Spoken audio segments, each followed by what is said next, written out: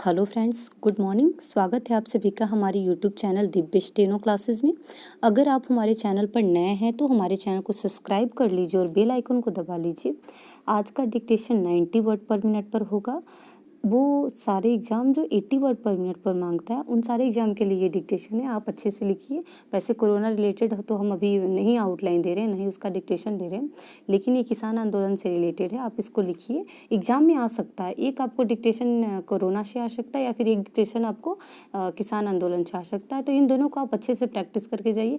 Corona में जितने भी इंजेक्शन के नाम है, जितने भी वैक्सीन आए हुए हैं, जितने भी ऑक्सीजन प्लांट वगैरह लग रहे हैं, उस सब का नाम आप अच्छे से याद रखिए। कुछ कंपनी है जो ऑक्सीजन बना रही हैं, आप उनका नाम याद रखिए अच्छे से, और साथ ही साथ उसको कैसे लिखते हैं ये भी प्रैक्टिस करके रखिए। क्योंकि नाम याद करने से कुछ नहीं है, बहुत बड़ा बड़ा नाम है, बहुत बड़े बड़े कंपनियों के नाम है, तो आप वो सब याद करके रखिए। क्योंकि एग्जाम में आपको आ सकता है, या तो कोरोना से रिलेटेड कभी न्यूज़ पूछ सकता है, या फिर आपको आ सकता है किसान आंदोलन से। अगर नहीं आएगा फिर आपको किसी की जीवनी के बारे में आएगा, नहीं तो डिबेट 1 या डिबेट 2 से आएगा। तो सारा प्रैक्टिस कर लीजिए कि कहीं से भी अगर वो पूछे तो आप उसके लिए प्रिपेयर हों। चलिए स्टार्ट करते हैं अपना डिक्टेशन।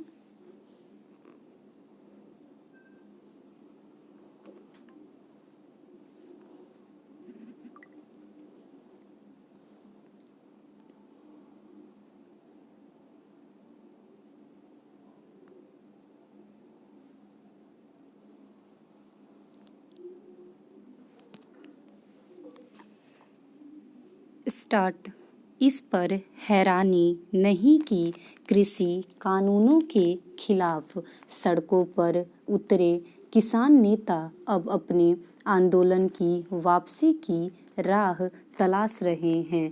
भले ही किसान नेताओं ने केंद्र सरकार से नए सिरे से बातचीत शुरू करने की चिट्ठी लिखी है, लेकिन लगता नहीं कि ऐसा हो पाएगा, क्योंकि उन्होंने यह स्पष्ट नहीं किया है कि वे उन बिंदुओं पर सहमत हैं या नहीं जो 11 दौर की बातचीत टूटने के बाद केंद्र ने उनके समक्ष रखे थे।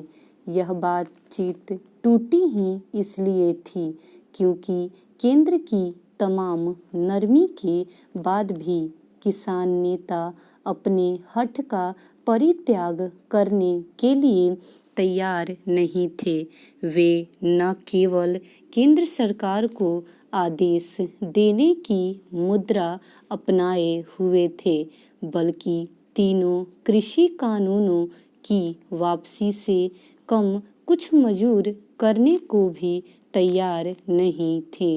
इस अड़ियलपन ने यही प्रतीति कराई थी कि उनका मकसद किसानों की समस्याओं का समाधान कराना नहीं, बल्कि केंद्र सरकार को झुकाना है। इसका दुष्परिणाम यह हुआ कि आम किसान इस आंदोलन से दूरी बनाने लगे। यह किसान नेताओं की जिद के अलावा और कुछ नहीं कि वे कोरोना संक्रमण के भीषण खतरे के बाद भी धरना देने में लगे हुए हैं। इस धरने को तत्काल प्रभाव से खत्म करने की ज़रूरत है, क्योंकि अब यह खौफनाक तथ्य है कि किसान संगठनों के जमावड़े के कारण ही पंजाब, हरियाणा और पश्चिमी उत्तर प्रदेश के कुछ ग्रामीण इलाकों में कोरोना का संक्रमण फैला है। पंजाब के गांवों में शहरों के मुकाबले कोरोना से अधिक मौतें यही बता रही हैं कि किसान नेताओं की जिद किसानों पर बहुत भारी पड़ी। यदि किसान संगठन किसानों का सचमुच भला चाहते हैं तो उन्हें बिना किसी देरी के अपने जमावड़े को खत्म करना चाहिए। इसलिए और भी क्योंकि धरना स्थलों पर भी कोरोना ने अपने पैर पसार लिए हैं और कुछ मौतें भी हुई हैं। समझना कठिन है कि किसान संगठनों की हिमायत करने वाले समाजसेवी संगठन और राजनीतिक दल किसान नेताओं पर इसके लिए दबाव क्यों नहीं बनाते? वे अपना धरना खत्म करें। सवाल यह भी है कि कृषि कानूनों पर विशेषज्ञ समिति की समीक्षा रिपोर्ट पर सुप्रीम कोर्ट ने अपना फैसला कब सुनाएगा?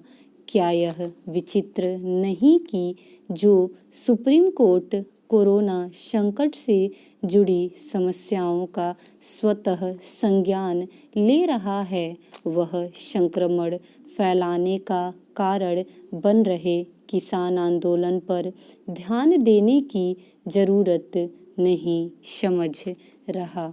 बेहतर हो कि वह कोरोना काल में भी किसान आंदोलन जारी रहने का स्वतः संज्ञान लेने के साथ कृषि कानूनों पर अपना फैसला सुनाए। केंद्र सरकार को भी किसानों को समझा बुझाकर वापस भेजने की कोई पहल करनी चाहिए। स्टॉप।